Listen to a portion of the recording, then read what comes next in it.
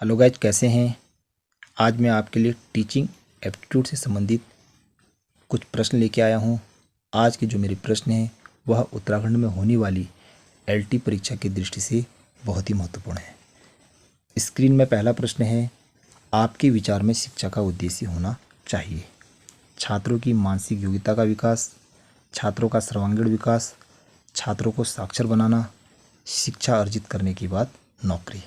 तो हमारे पास ये चार ऑप्शन हैं, हमें बताना है शिक्षा का उद्देश्य। इस आधार पर यदि हम देखें तो ये चारों ही ऑप्शन हमारे सही है, लेकिन जो शिक्षा का जो मुख्य उद्देश्य है वह है छात्रों का सर्वांगीण विकास, यानी बी ऑप्शन हमारा सही है।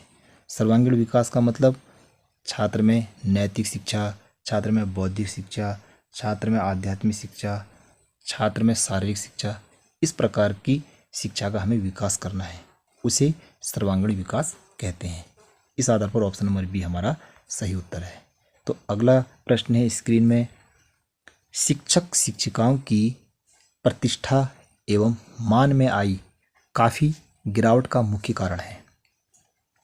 ए, उनके आचरण की गिरावट, बी, उनकी ट्यूशन की लालची प्रवृत्ति, सी, शिक्षण के प्रति उनकी लापरवाही, डी, उपरोक्त सभी। तो शिक्षक शिक्षिकाओं की प्रतिष्ठा और मान में गिरावट आ रही है, तो इसके अगर ये देखे जाएं तो ये तीनों ही कारण हमारे सही हैं, लेकिन जो मुख्य कारण है वह है ऑप्शन नंबर सी, ये वाला हमारा सही है। शिक्षण के प्रति उनकी लापरवाही, अर्थात शिक्षण के प्रति उनकी बहुत ज़्यादा लापरवाही है, जिससे वह अपने छात्र को पूर्ण ज्ञान नहीं दे पा रहे हैं और छात्र का अपने टीचर के प्रति विश्वास धीरे धीरे कम होता जा रहा है। तो इस आधार पर ऑप्शन नंबर सी हमारा सही है। अगला प्रश्न है स्क्रीन में, शिक्षण व्यवसाय अन्य व्यवसाय से उत्तम है क्योंकि उसमें शिक्षक को समाज में उच्च स्थान दिया जाता है, उत्पाद का मूल्य निर्धारित नहीं किया जा सकता है, सी, वर्ष में छुट्टियां बहुत अधिक होती हैं, डी, उत्पाद यानी छात्र जीते जागते रूप में शिक्षक की आत्मसंतुष्टि का माध्यम बनते हैं। तो प्रश्न पूछा गया है, शिक्षण व्यवसाय अन्य व्यवसाय से उत्तम है क्योंकि इसलिए उत्तम है क्योंकि इस व्यवसाय में छात्र को अपने टीचर पर बहुत ज़्यादा भरोसा होता है, उससे वह संतुष्ट है। तो इस आधार पर ऑप्शन नंबर डी हमारा सही है। तो अगला प्रश्न है स्क्रीन में, कभी कभी बहुत विद्वान व्यक्ति भी अच्छा शिक्षक नहीं बन पाता, इसका संभावित कारण है। ए, कक्षा में सूचना संप्रेषित करते समय विद्यार्थियों के स्तर को ध्यान में न रखना, बी, शिक्षण कौशल में परिपक्वता का न होना, सी, विद्युता का दुरुपयोग करना, डी, ए और बी दोनों। तो इन चारों ऑप्शनों में option number A, option number B हमारा सही है, यानी कि डी वाला ऑप्शन हमारा सही है, ए और बी सही है। अब क्यों सही है, हमें कक्षा में बच्चे की स्तर को देख करके हमें टीचिंग करनी है, पहला इस आधार पर है। दूसरा है शिक्षण कौशल में परिपक्वता का न होना, इसे भी हमें देखना है। अगर हमारा शिक्षण कौशल परिपक्व नहीं है, हमें विषय का ज्ञान पूर्णतः नहीं है, तो बच्चे की समझ में कुछ नहीं आएगा। तो इसलिए हमें अपने विषय पर पकड़ मजबूत करनी है। तो इस आधार पर ऑप्शन नंबर डी हमारा सही है। अगला प्रश्न है, किसी व्यक्ति की सफलता के विषय में आपका विचार है कि ए, उसमें सच्चाई होगी, यह उसकी कठिन मेहनत और प्रयास का प्रतिफल है, कोई ज़रूरी नहीं है, कोई ज़रूरी नहीं कि उसमें सच्चाई भी हो सकती है, सी, वह अपना काम समय से करता होगा, ये भी कोई ज़रूरी नहीं है, डी, यह सफलता उसने बेईमानी से अर्जित की होगी, हो भी सकता है बेईमानी से अर्जित की हो सकती है। तो इस आधार पर यदि हम देखें तो किसी व्यक्ति की सफलता के विषय में आपका विचार है कि यदि वह ईमानदारी से पूरे मनोयोग से यदि काम नहीं कर रहा है तो हमें समझना चाहिए कि उसने वह सफलता बेईमानी से अर्जित की है। तो इस आधार पर ऑप्शन नंबर डी हमारा सही है। अगला प्रश्न है, इस तथ्य से प्रायः सभी शिक्षा शास्त्री सहमत हैं कि शिक्षा होनी चाहिए छात्र का उसके वातावरण में समायोजन करने के लिए, कोई ज़रूरी नहीं है। सैद्धांतिक पक्ष को उन्नत करने के लिए, ये भी कोई ज़रूरी नहीं है। व्यवहारिक पक्ष को उन्नत करने के लिए, ये भी कोई ज़रूरी नहीं है। डी, केवल बौद्धिक विकास के लिए। तो हमें शिक्षा इस प्रकार की देनी है जिससे छात्र में बौद्धिक विकास हो, इस प्रकार की शिक्षा हमें देनी है। अर्थात ऑप्शन नंबर डी हमारा सही है। अगला प्रश्न है, आपकी दृष्टि में शिक्षण कैसा काम है?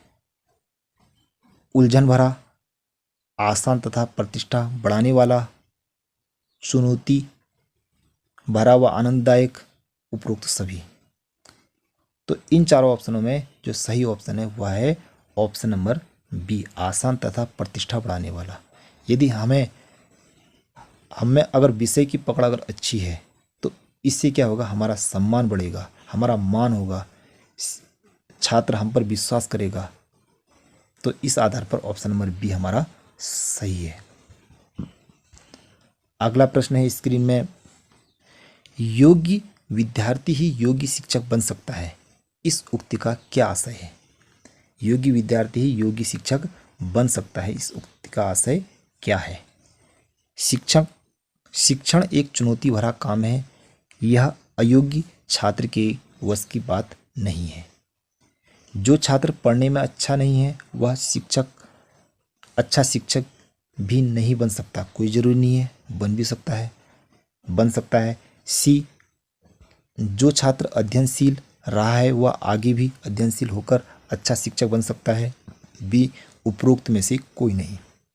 तो हमारे पास ये चार ऑप्शन हैं, इन चारों ऑप्शनों में हमें सही ऑप्शन ढूंढना है। प्रश्न पूछा है, योग्य विद्यार्थी योग्य शिक्षक बन सकता है, इस उक्ति का क्या आशय? कोई ज़रूरी नहीं है योग्य विद्यार्थी ही योग्य शिक्षक बन सकता है, उसमें भी कमी हो सकती है। तो इस आधार पर देखा जाए तो ऑप्शन नंबर डी हमारा सही है, क्योंकि ये जो तीनों जो ऑप्शन दिए हैं ये इस प्रश्न से मैच नहीं कर रहे हैं। इस आधार पर ऑप्शन नंबर डी हमारा सही है।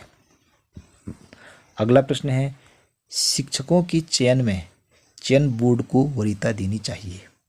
अर्थात शिक्षकों के चयन में चयन बोर्ड को वरीयता देनी है। किस प्रकार की वरीयता देनी है देखते हैं। ए, समस्त वर्गों के अभ्यर्थियों को उनकी अभियोग्यता एवं अभिवृद्धि के आधार पर। बी, अल्पसंख्यक समुदाय के अभ्यर्थियों को जिनकी संख्या बहुत कम है। बी, महिला अभ्यर्थियों को। डी, पिछड़ी जाति के अभ्यर्थियों को। तो हमें बताना है कि शिक्षा बोर्ड को शिक्षकों के चयन बोर्ड की वरीयता किस प्रकार की होनी है।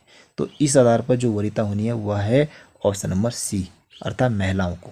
सबसे पहले महिला अभ्यर्थियों को वरीयता देनी है। तो इस आधार पर ऑप्शन नंबर सी हमारा सही है। अगला प्रश्न है स्क्रीन में, मैं शिक्षण अधिगम प्रक्रिया में टेलीविज़न, कंप्यूटर आदि के प्रयोग को ए, ठीक नहीं मानता, इसमें बहुत समय निरर्थक नष्ट होता है। बी, अच्छा समझता हूँ। सी, उपरोक्त में कोई नहीं, सी, उचित एवं आवश्यक समझता हूँ। डी, उपरोक्त में कोई नहीं। तो इस आधार पर अगर हम देखें तो हमारा सही जो उत्तर है वह क्या हो सकता है? तो वह सही उत्तर है ऑप्शन नंबर सी, उचित एवं आवश्यक समझता हूँ। अर्थात सी ऑप्शन सही है। वो क्यों सही है? वह इसलिए सही है क्योंकि आज के युग में ज्ञान केवल शिक्षक से ही नहीं, वह टेलीविज़न और कंप्यूटर के आधार पर भी दिया जा सकता है। तो इस आधार पर मिल सकता है। तो इस आधार पर ऑप्शन नंबर सी हमारा सही है। तो आज हमने टीचिंग एप्टीट्यूड से 10 प्रश्न का अभ्यास किया।